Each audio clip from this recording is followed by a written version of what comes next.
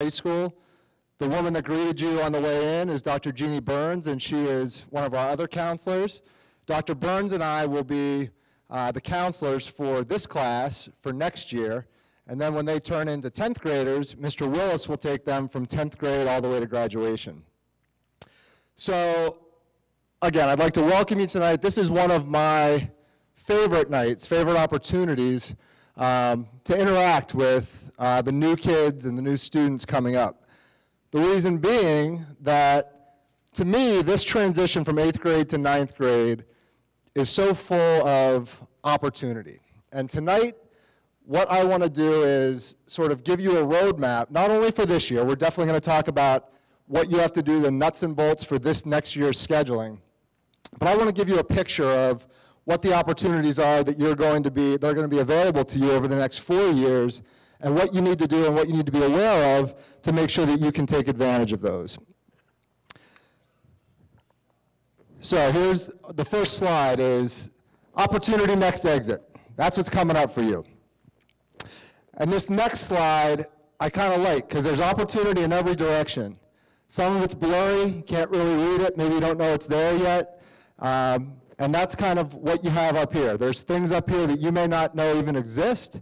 There's things you may not know that you're interested in, but you're going to have that opportunity to investigate and explore those things over the next 4 years. And then this one is special to me because an opportunity is never lost, it's just found by someone else. And what that says to me is those students that take advantage of the opportunities that are presented to them will be the ones that really benefit the most. And so that's really what I'm going to encourage, and Dr. Burns and Mr. Willis will encourage your kids to do over the next 4 years. So, opportunities. What kind of opportunities do we have for your kids here at the high school? As freshmen, they will have access to over 50 elective courses their freshman year. And over the course of the 4 years that they're here, they will have access and the opportunity to take over 100 different elective courses. I interact with a lot of colleges, and there are some schools, some colleges that don't have this many opportunities for students. So we're really blessed here at the high school to be able to offer this many great opportunities. One of the other things that they'll be able to do is through the courses that they can take here, they may have the ability to earn college credit while they're still in high school. And we have a variety of ways they can do that. We'll talk a little bit later about AP courses that they'll have available to them. We have dual enrollment for seniors that can take college courses and get high school credit at the same time. And we're adding, Mr. Mays is here from the technology department, and we're adding a new curriculum this year called Project Lead the Way that they could potentially also earn engineering and other credits while they're still in high school. We have 19 CPI programs. Some of you guys know folks that are going to CPI and are thinking about going to CPI. They have 19 programs that students can receive certification and be ready to enter the workforce immediately following graduation. The last one on this slide we're really proud of. We have the opportunity for students in this building to receive $75,000 in scholarship money, and that's for Bellefonte senior students only. Nobody else in the country, in the county is eligible for that money, just our seniors. The seniors who will be eligible for that are the ones that have taken advantage of these opportunities, taken advantage of the leadership opportunities, the community service opportunities, and the scholarship, the scholarly opportunities along the way. Other opportunities here, we have a robust fine arts program. I know a number of you students are involved in our music program, our choir program, orchestra. We're very proud of that program here, and I'll show you some ways how you can continue that program while you're here. We have a number of opportunities for leadership, student government, clubs, activities, athletics. The list goes on and on. I was talking to these kids with Mrs. Spaghetti last week and kind of sharing with them that the senior class that I have now sat in these seats 4 years ago.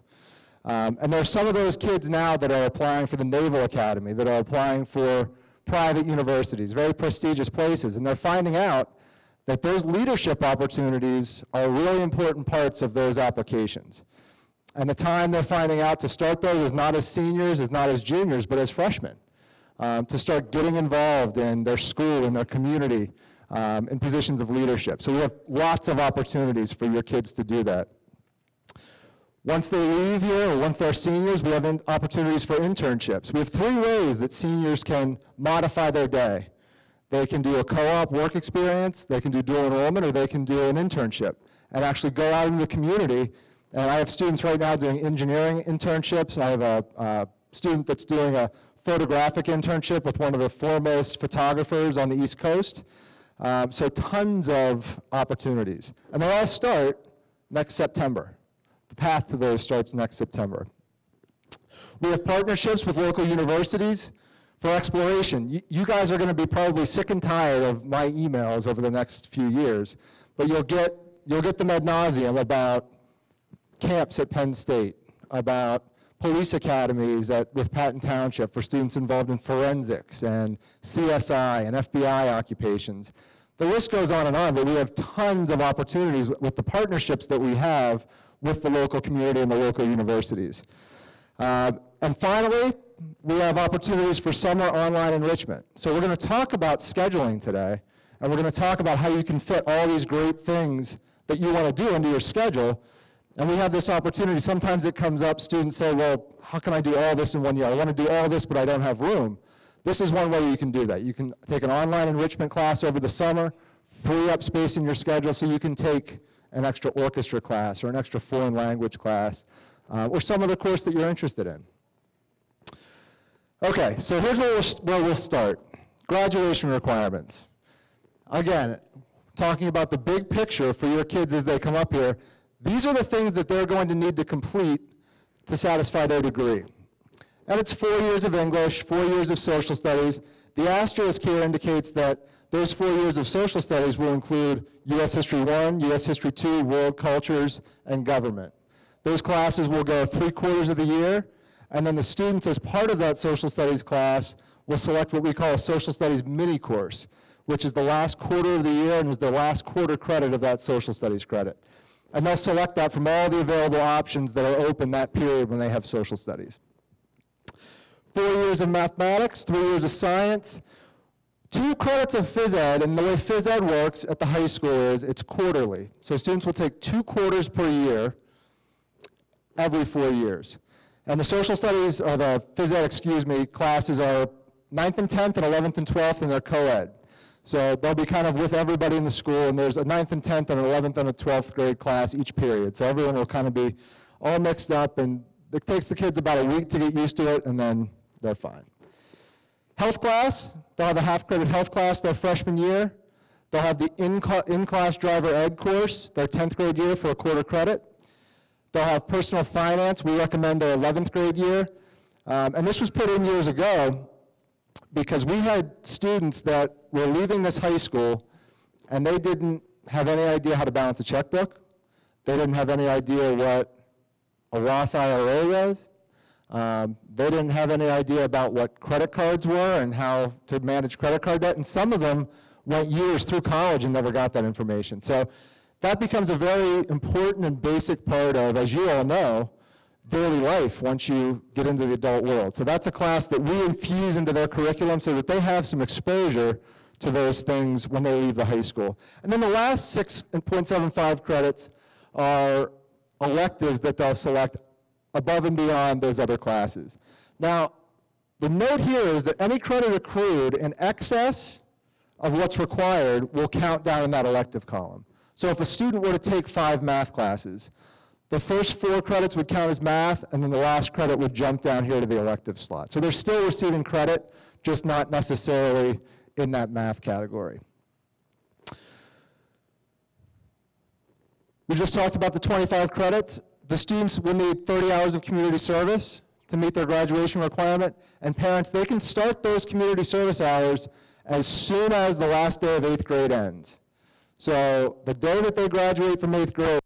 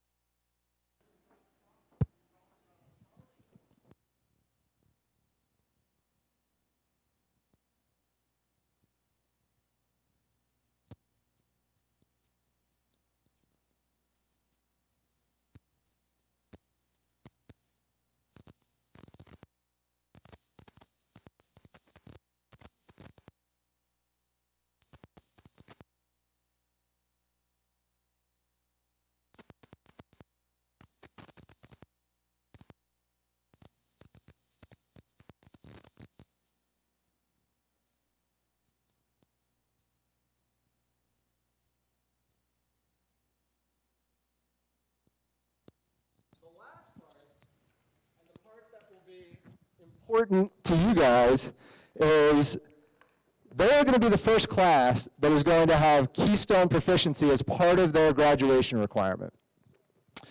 So Keystone exams will be taken in these 3 subjects: Algebra 1, Bio, and Lit.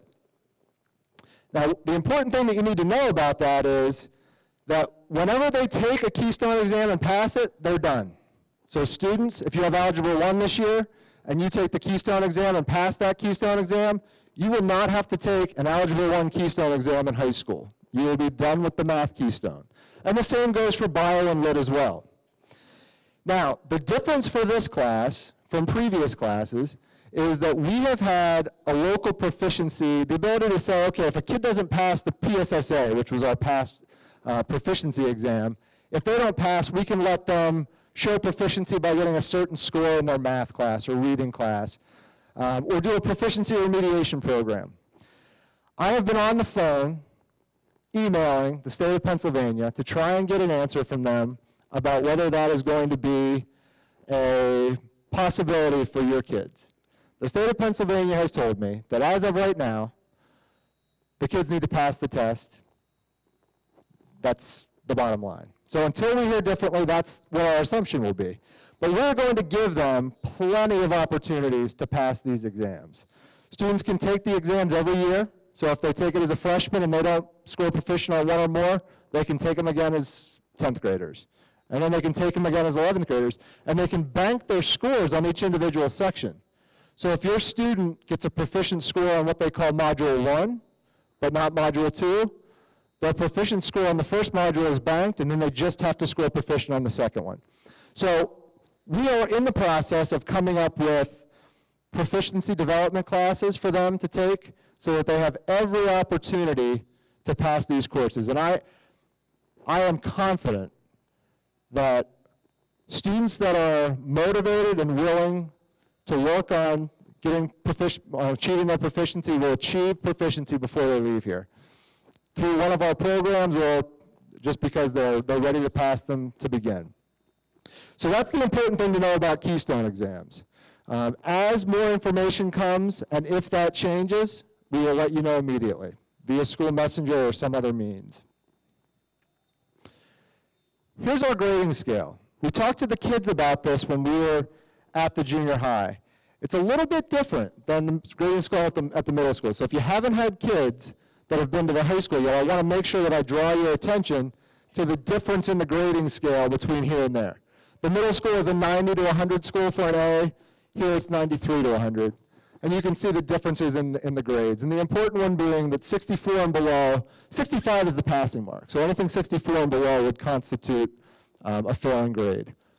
I have every confidence that there won't be a single child in here that will get a 64 or below, so we don't have to worry about that. But just make sure that you're aware of it at the beginning. Promotion standards at the high school. So moving from 9th to 10th grade. Students must complete and earn a minimum of 5 credits in grade 9 to move on to grade 10. And 3 of those credits must be major subject credits. So that would be math, social studies, English, and science. And that becomes important because if a student doesn't have the amount of credits to move to the next grade level, they're in the previous level homeroom and have that grade standing. But then really, especially for the kids interested in CPI, they're not eligible to move on to CPI for the next year. And if they're an upper level student, if they're not eligible to move on to the next grade level, they're not eligible to continue at CPI. So it's really important that if a student doesn't hit that grade criteria, that they make those classes up in the summer so that they do have enough credits to move forward. And then you can see the other grade levels. It's 11 and 6 from 10th to 11th and 18 and 10 from 11th to 12th. Okay, now into the nitty-gritty of what you came for. What does the 9th grade schedule include? So this is what they will take. They will take English. And every student will take an English class. Every student will take a math class. And please note, our math progression, again, for those of you that have had students at the high school before, our math progression has now changed. It used to be Algebra 1, Algebra 2, then Geometry. We adjusted that. And now it's Algebra 1, Geometry, and Algebra 2. There's a couple of reasons for that, but one that's very, I think, beneficial for our district kids going forward. And that is that when they're taking their college entrance exams, SAT, ACT, PSAT as the National Merit Scholarship qualifying test. It's Algebra 1 and geometry heavy. There's not as much Alg 2.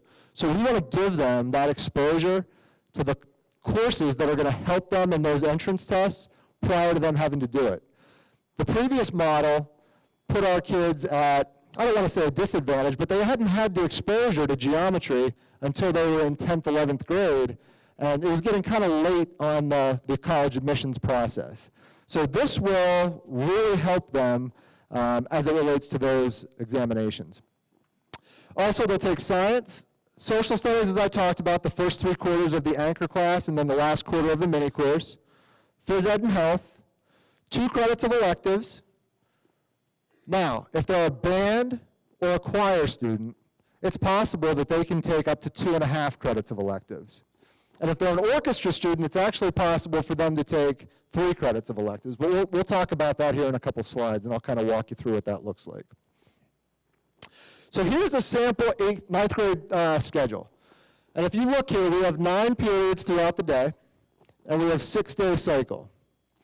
So English class you have every day. You're not going to have to worry about English class. That's pretty self-explanatory. Here we have science is every day 3rd period, but we've got a lab 2nd period. And every other day of the cycle is study hall. There's no classes that are, besides band and choir, that are every other day on that schedule. So most students, or students that don't have fine arts, this will be the typical schedule style for those students. And then you can see down here we have phys ed and health that would kind of alternate in lunch, math, and then there are 2 electives. And of course they wouldn't necessarily be in these exact periods. That's a little different than the middle school. Our periods, our electives happen all throughout the day, our English classes happen all throughout the day, etc. Now, let's say that you have a student that is a band student, and they want to take 2.5 credits of electives. Well, here's how it would change. Band would duck into that little slot there, where those study halls are opposite the science lab. And that still provides them the opportunity to take band and 2 credits of electives down here. The rest of the schedule is pretty much the same. Similar for choir. If they're a choir student only, they do choir and no band, they would have that same opportunity to take choir and then their other 2 electives. Now, if we have a band and a choir student, band and choir happen at different periods of the day. So one of those will duck into that spot opposite the science lab, and the other one will have to split time with a study hall down here. And that would leave them 1 additional period for electives. Orchestra students. Now, when I say orchestra, orchestra can be synonymous with either an orchestra student or an orchestra and band student. Orchestra and band are scheduled at the same period of time, and Jay works with the orchestra instructor to kind of shuttle those students back and forth as they need to go to either their orchestra or band days so that they can do both. So if you have an orchestra student, they can do orchestra and an elective, and then have this study hall opposite their science lab up here. If they want to do orchestra or orchestra and band and do no study hall and take 2 additional electives, they can do that by we can put this orchestra opposite their science lab and then open up those 2 additional periods of electives. So that could be orchestra, band, foreign language, and some other elective. Okay? If that's a situation that you're in, you'll want to contact either Dr. Burns or I, because we'll have to do a little massaging of their schedule to ensure that those things fall exactly where they need to fall. But this student would have no study halls in their schedule throughout the year.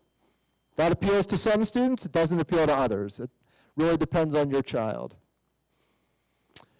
And then here will be with all 3. So we have a student that wants to do orchestra, band, and choir. How's it going to look? They'll have 1 period that they share orchestra and band, choir drops in with that science lab, and then they have an additional period down here for either an elective or foreign language. And we consider foreign language an elective at the high school. So that is pretty much the different possible schedules. And I forgot to mention this at the beginning of the presentation. Before we started tonight, I posted this PowerPoint on the school counseling website at the high school. So if you have questions, if you want to refer back to it, if you want to look at how the different opportunities might look, you can just download the PowerPoint right off the website and take a look. Okay, courses that all ninth graders will take that they don't have to worry about scheduling are phys ed, health, history, and lunch. We schedule those automatically, they don't have to pick them.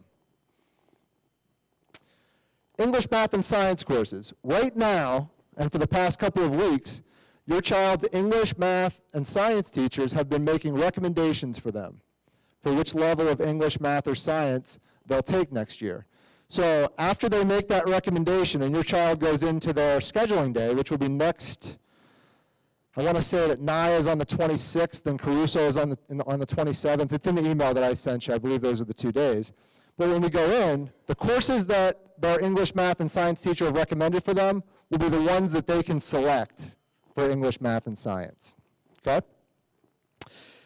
If you are someone, Algebra 2 and geometry is the level of math where students can double up. So if you have a student in Algebra 1 this year that wants to take both geometry and Algebra 2 in order to accelerate next year, you would just need to contact their current math teacher so they can enter a recommendation for geometry or for Algebra 2 as well as geometry before your child goes into the schedule.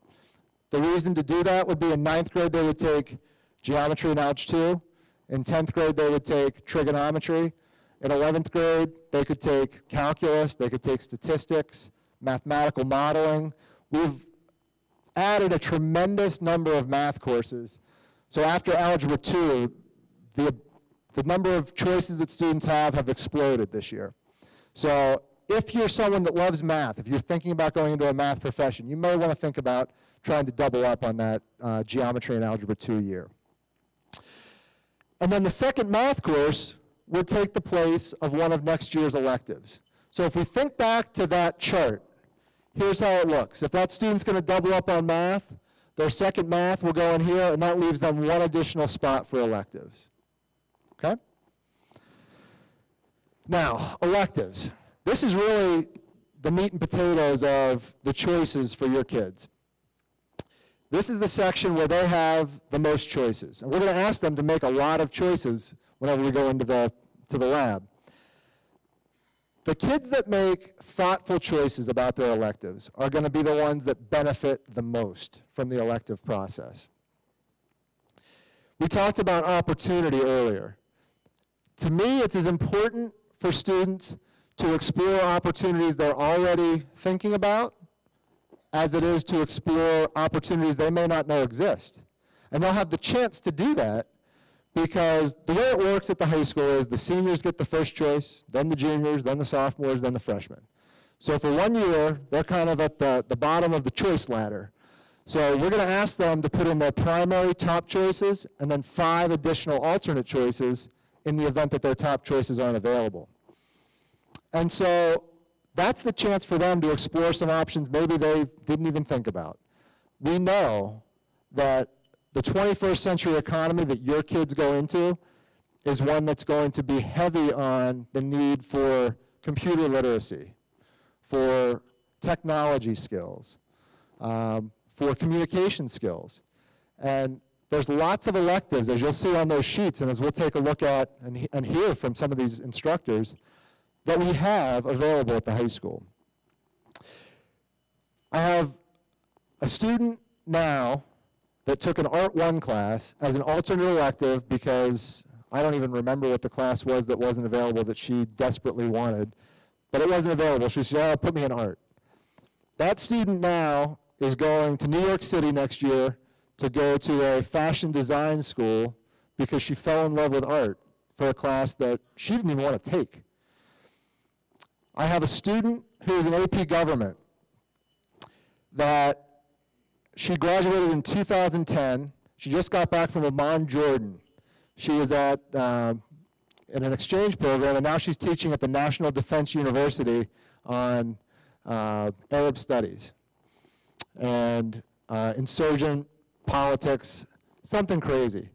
She took AP Gov just because she couldn't fit into another AP class. She wanted to take AP European History, but it didn't fit in her schedule, so she took AP Gov. And now, that's her career.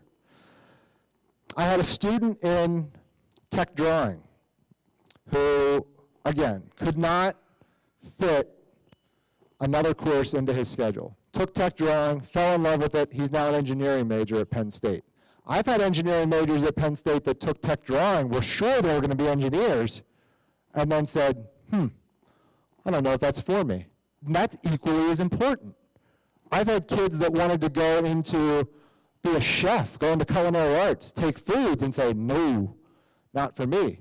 Each of those things is equally important. And why is that? Because the chances and the opportunities they have now are free.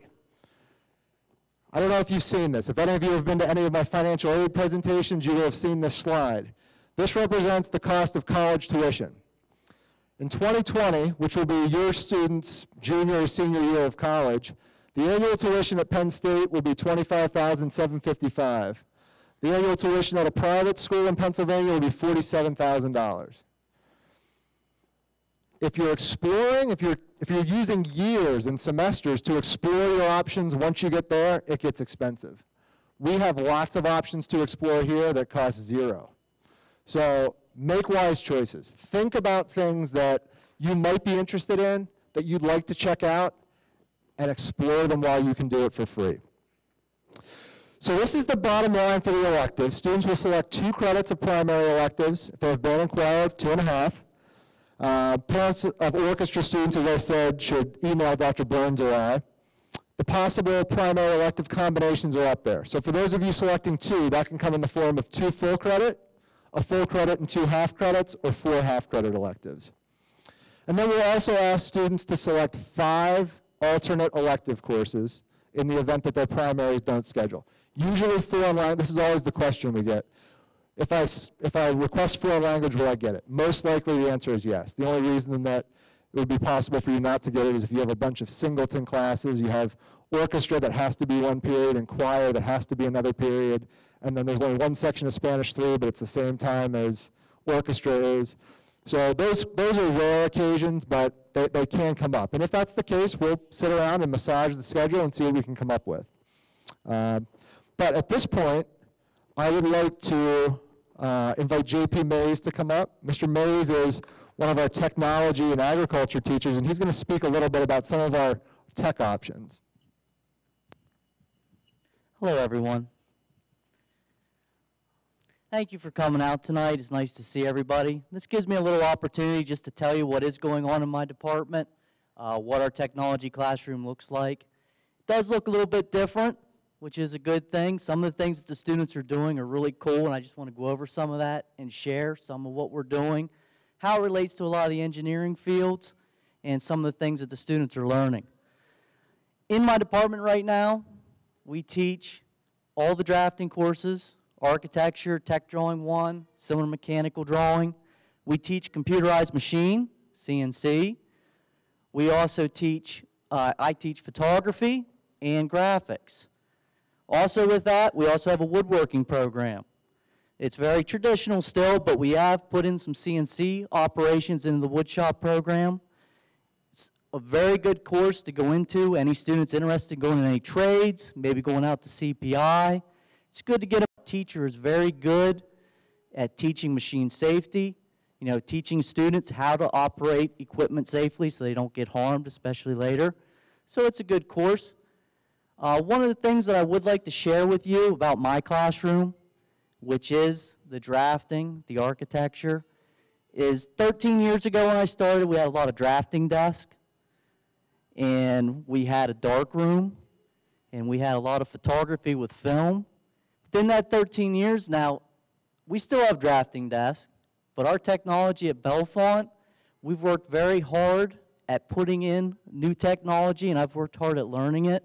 I have students right now that are doing what's called BIM, which is popular. It's called Building Information Modeling. And students are drawing houses on the computers that you can physically walk through on the computer. They're putting TVs, couches, they have boats in the backyards, and they have all kinds of interesting things. Also in the photography, we're not doing the darkroom anymore. The darkroom's now currently gone. It's all Adobe Photoshop. They're learning how to do digital editing, how to use photography equipment. At the beginning of this presentation, Mr. Barbaro brought up about the young lady interning with the photographer. He was one of the guys that I went out and worked with over the summer to get to know. And he is a very good photographer. He shoots all commercial. And I put my time in there, and she's in there, and she's doing an outstanding job. But it was a lot of work. And I think one of the things that's important down in my area is I'll have students that'll come up to me and tell me they're going into architectural engineering. And I'm like, well, you didn't take too many drafting courses. And I always get confused. I'm supportive, but if students were down in my room to that exposure, there's all sorts of engineering programs out there. And we're right beside Penn State. And one of the things I think is cool about Bellefonte when I came here is students really get to walk almost right into Penn State. Growing up in Gettysburg, if you went to Penn State main campus, that was a big deal, because there might have only been 2 kids from your class that got to go to main campus. And I have students coming up to me all the time saying they got accepted into these programs, which is great, but I just wish more students would come down to that exposure and take advantage of what we have to offer down there with all the technology that's in the building, with the computers and the software. And next year, it is looking good. They are going to be doing Project Lead the Way, and I'll be teaching that, and that hopefully might someday be required for all students to take if we keep our fingers crossed, because there's a lot of modeling and design processing in there that can help students achieve a lot of goals, especially in those fields. Now, I'll switch gears a little bit, because the other part of my department that I run is the agriculture department. And the first one right there, I got to kind of look up here a little bit, so I apologize, but the pre-vet and the animal science. There's a lot of anatomy and biology in that class. It's a very popular class. She spends a lot of time. They bring animals in. They've even rescued and adopted a few kittens that were found around the building and got them adopted out. So that's a good class. Her agri-science, she does all kinds of things with different chemicals, treatments. They have a recycling program going on at the school and all kinds of fun stuff they're doing there. And last, the ag mechanics and the landscaping and the horticulture, all types of hands-on courses where the students are outside, they're learning these different programs. Here again, we're right beside a school that's really supportive of agriculture. So we do have a lot of students in these programs. And along with that, Mrs. Poorman, who teaches all the agriculture, she is our FFA advisor. And they do a lot of trips and competitions, and it's a really recognized program that the kids get to follow with. So with that, I appreciate your time, and I'll turn this back over to Mr. Barbaro, and if you ever have any questions, you can email me. But thank you. Mr. Mays is in the tech department, and one of the things that your kids are going to benefit from over the next 4 years is that the new administration that we have, our superintendent, Dr. Pottinger, and our new assistant superintendent, Michelle Saylor, are extremely committed to STEM majors and exploring and expanding the ability of our students to have STEM opportunities. STEM is science, technology, engineering, and math. And STEM fields are the ones that are exploding in the job market and will be exploding and growing over the next 10 years when your kids are trying to get jobs. So you're going to see those STEM opportunities pop up again and again and again. I would encourage you, if your kids have any interest, to at least have them get some exposure to that, because if they can really get excited about STEM opportunities, they can have very, very exciting opportunities when they leave here. Mrs. Dodson, who is one of our language teachers, sent me this very colorful language presentation, which I'm not going to read slide for slide, but these are our language teachers. This is Miss Dodson, Miss Bainey, Senora Dodson, Senora Bainey, and Madame Mischa. And Senora Butch is not pictured here, but she's also one of our Spanish teachers in the building. And these 4 do a tremendous job in terms of introducing language to our students. And they're very big advocates of their programs. We have, for your kids, they'll have the option of taking Spanish 1, Spanish 2, Advanced Spanish, French 1, French 2, Advanced French 2, and Chinese 1. Chinese is something that the language department is introducing both at the elementary, the middle school, and the high school level. Now, What I know about the Chinese offering so far is that they will be taught by a visiting Chinese student. They're hoping to get her in Bellefonte with a host family so she can be on site. If that's not possible, that class will be taught via Skype. One of the questions that's come up, both from your kids and our kids at the high school, is will there be Chinese too? Because as we know, I'll scoot over here to her next slide. Most colleges require at least 2 years of a foreign language, or second level proficiency in a foreign language. So that would be French 2, Spanish 2. You don't have to take 2 years necessarily in high school. If your student had a full year of Spanish 1 and moves on to Spanish 2, that would satisfy second level proficiency in a language. So they may meet second level proficiency but only take language for 1 year in the high school. That's possible. Her note that schools are starting to recommend 3 is true. We'll look at Penn State's requirements, and they require 2 and recommend 3. So what I tell students ask me, how many years of a language should I take? And my answer is, if you were graduating today, you'd need 2. We don't know what the recommendations are going to be 4 years out. If they're starting to recommend 3 now, the chances are they may start requiring that. So I would encourage students to take at least through 3rd level proficiency in a language, but that's certainly your decision, and that's something that you have to think about in conjunction with the other options like Mr. May's classes and some of the other ones in the building. So the answer to will we have Chinese 2 is they hope to have Chinese 2. I can't guarantee you that we'll have it, but they hope to have it. So I hope that assists you as you're making your decisions on which language to take. And then she gives some other cool little things, but we'll move forward here a little bit. So what I want to do is the elective sheet that you have in front of you, let's take a look at that for a second. And we heard about this section. This is the section that Mr. Mays was talking about, and this is the section on language. The other things to be aware of, and as you're thinking about what kinds of classes you want to take, if you look at the students that are around the building, around the room right now, we have Lydia down here. Is that Caleb in the back? Grant's up here somewhere. This is part of our video department. And these kids are in one of our advanced video classes, and they're videotaping the presentation tonight, which we're going to archive and put on our website for those of you to review if you want to, or for those of your neighbors and friends that weren't able to join us, for them to be able to see. But they took this class, the video production intro class, at the beginning of their time in high school. And that was one of the prerequisite classes so they could get into the advanced video class so that they can be doing the camera work and the editing work and all that kind of cool production work. They're the students that produce our television show, which is our morning announcement show. It's completely student-run. Miss Weaver, one of our extremely enthusiastic young teachers, runs that program, but the kids drive it. She gives them the reins, teaches them what they need to do, and they produce, direct, do the cameras. It's a really cool enterprise to see, and these kids are developing really great skills that they can take with them beyond here. For those of you that are interested in journalism careers or English careers or law careers, we have a lot of students that are interested in law. What is the main thing, what is the main skill that a lawyer needs to have? They need the ability to communicate, both spoken communication and written communication. Journalism and creative writing are great options for that.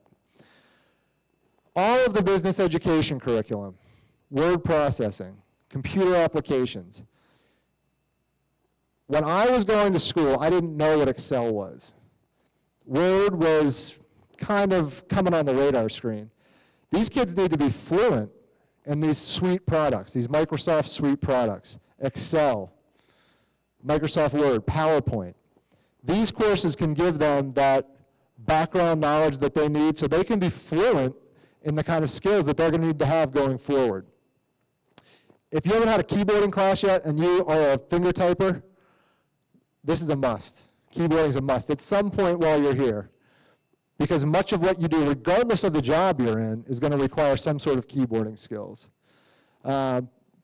You can see this area down here. I have students that, a student that took Foods 1 in 10th grade, this current senior. He didn't want to take Foods 1 at the time. We argued about it. His mother may be in the crowd. He's going to culinary school next year. Again, another student that maybe didn't know what he wanted to do. He couldn't foresee that down the line, but he loves it. And that's going to be his passion. And it's going to be what he makes his career, and he's very good. So these are not just what we, some people say, well, that's just, you're doing a craft or you're going to go basket weave. That's not what it's about. We have students that can really develop careers out of these. The Child Development Program, we have our students in the Child Development Program are teen teachers, they're called. And we have a preschool program that we run. And it's entirely taught by the students in that program. For the first month and a half, they learn how to interact and work with toddlers. And then we have 3 and 4-year-olds that come in, and those students run the course. They sing, they do projects, they do crafts with the kids, but it's entirely student run. It's managed by the teacher in the room, obviously, but we have some of these kids that go on from Child Development 1 to Child Development 2, and they become sort of the expert group. Home design. One of my students that went into fashion design started in home design. She has just a love of design, anything design related. That's where she started. Let me scroll down a little bit to our music electives, fine arts and computer technology, programming. We have an AP computer programming course that's available to students in their 11th and 12th grade year, actually their 10th, 11th, and 12th grade year. It requires first completion of these 2 courses. Students that have computer programming knowledge, if you think back to the last 10 years and think about what skill has been most marketable in our economy, it is by far computer programming and computer literacy. If you were able to be a programmer, you can pretty much write your ticket over the last decade. So those options are available to students here as well. And then all of our fine arts electives. They range from music to a lot of our art electives. And we have a new art instructor named Heather Fry. And Heather is extremely motivated, loves art, and really teaches the finer technical points of art. It's not like scrapbooking. It's not like, let's put a bunch of stuff together and sit around in a circle. She teaches them how to think about their design concepts and put those concepts onto paper and onto other materials. So a ton of outstanding elective options up here. 2 credits of primary and then 5 alternates. And what I'll ask the kids to do, some of them have already done it, is in these little slots next to the area, put a P for their primary and then an A for their alternate. So when we go into the lab, they can just seamlessly enter those choices onto the computer screen where they're going to enter their selections. Okay. All right, so this question comes up. I spoke a little bit to it. I'm not going to go over this long, but I think it's important as you start embarking on this process about what are some common requirements that schools have. So I use Penn State as my example because we have a lot of our students going to Penn State, and most of our students, if you're meeting Penn State requirements, you are going to be pretty good for most of the schools that you might apply to. If there's more prestigious private schools or Ivy League schools, you want to obviously check that specific site for their requirements, but this will give you the general idea. And here we have world language. As we saw in Senora Dodson's slides, we offer 2 units in a world language other than English are required. However, 3 credits are recommended. For math, 3 credits through geometry and trig. So again, when we talk about doubling up, we want to make sure that your student has enough of those math credits and enough of the math level to move on to the program they want to do. And that process starts, I know it seems a long way off, but we were standing in this auditorium with the current seniors, it seems like yesterday. So in my slide here, I have a link to these high school requirements that you can review at any time. Okay, now some of you have gotten the email that I sent out that has the link to our course description guide.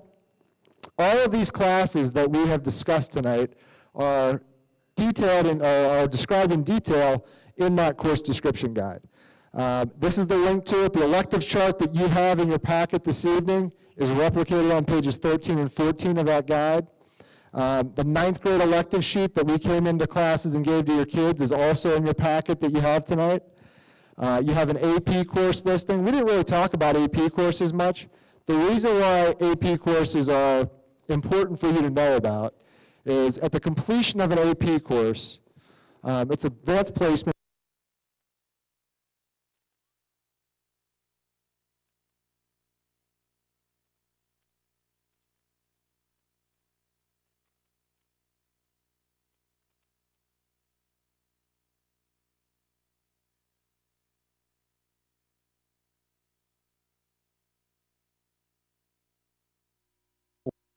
College credit, AP credit policy. So we're going to take a look at Penn State and see what that would mean. So I saw Senora Dodson, our Spanish teacher, enter the room here. I'll have you come up in a second, Senora Dodson. But she teaches Spanish, and we have an AP Spanish class here. If you take AP Spanish language and you score a minimum score of 3, you get 12 Penn State credits. If you score a 4, you get 15 Penn State credits. Penn State tuition for one semester this year is approximately $8,000. So, for $85, the cost of a test, you have knocked out $8,000 worth of scholarship money that you or your child won't have to pay for later.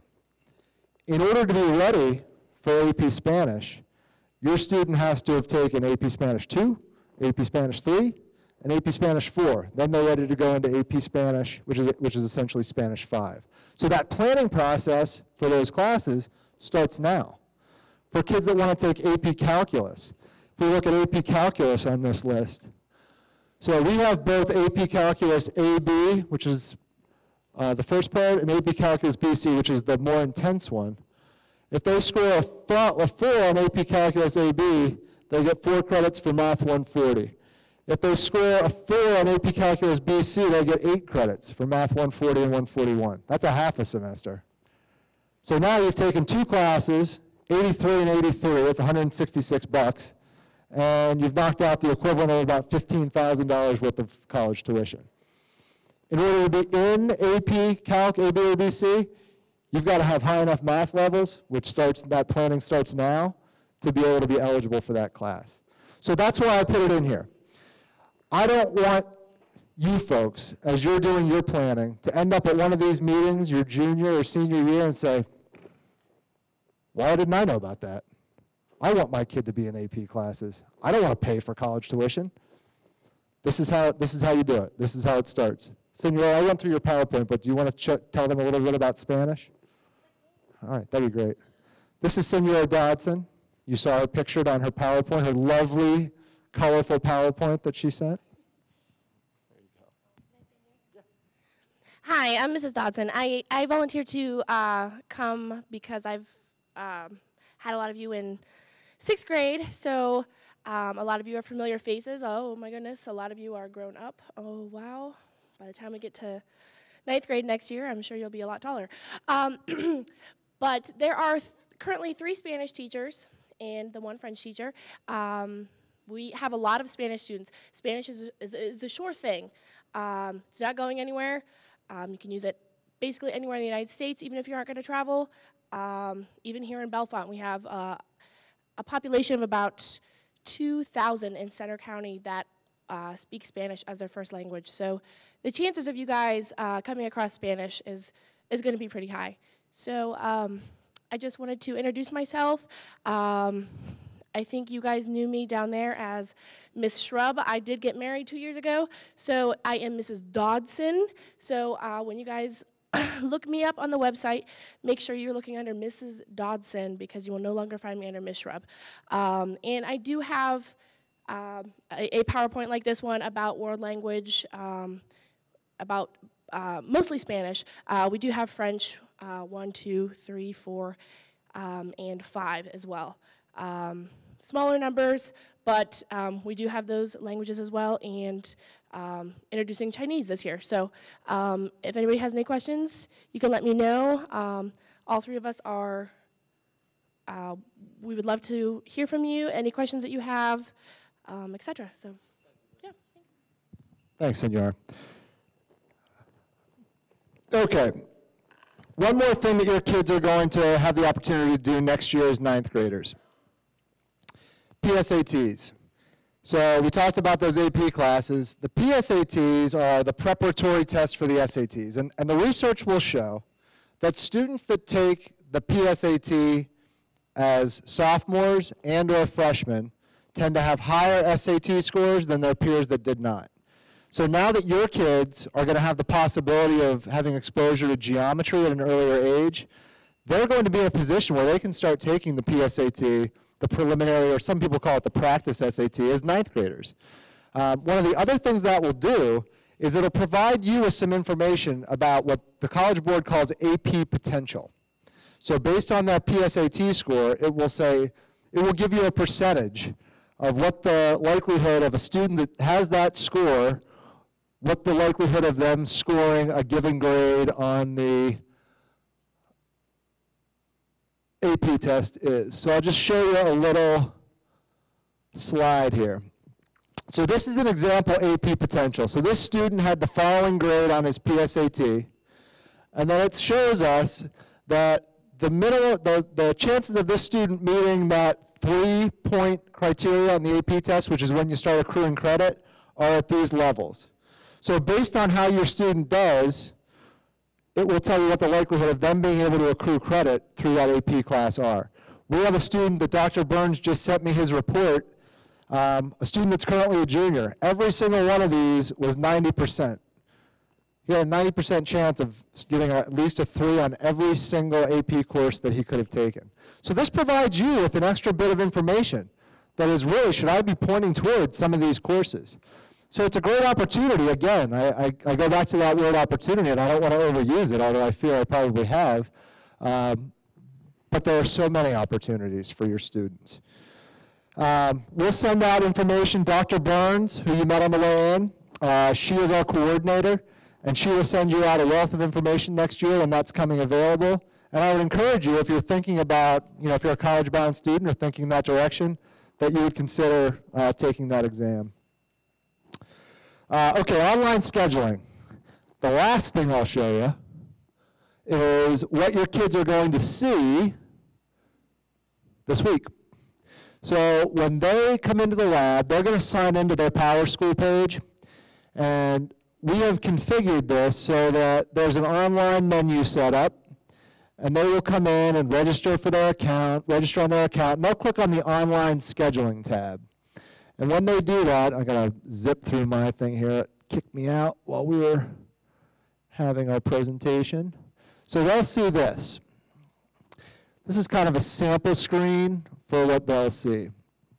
So on the side here is where the typical menu bar that they see is.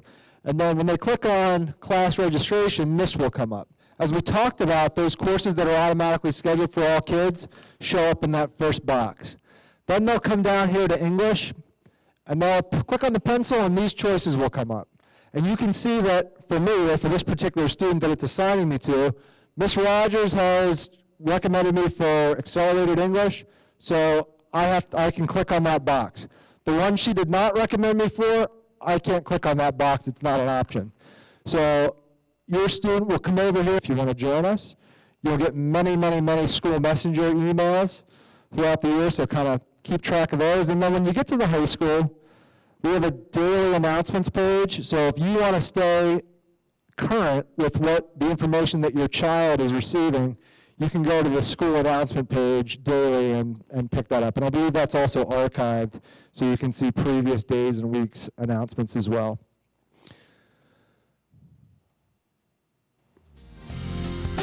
And that's the end of the presentations.